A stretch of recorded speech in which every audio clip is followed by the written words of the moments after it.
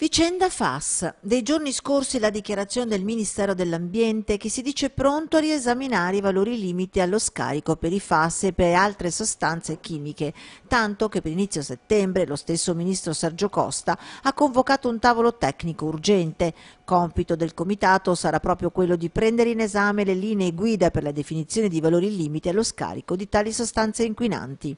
Al tavolo siederanno tutte le regioni e le rispettive ARPA, a partire proprio dal Veneto, diventata regione simbolo, come ricorda lo stesso presidente del Veneto Luca Zaia. Vi ricordo che quando l'Istituto Superiore della Sanità qualche anno fa segnalò la presenza di FAS nelle acque del Veneto, lo segnalò anche ad altre regioni. A me risulta che oggi noi siamo diventati riferimento nazionale per il know-how che abbiamo, per la conoscenza che abbiamo. Altri si riferiscono a noi. Da regione simbolo a regione modello, ma il Veneto è già pronto ad andare oltre. Uno dei provvedimenti fondamentali che ha adottato questa amministrazione in tempi non sospetti è stata quella di montare i megafiltri negli acquedotti.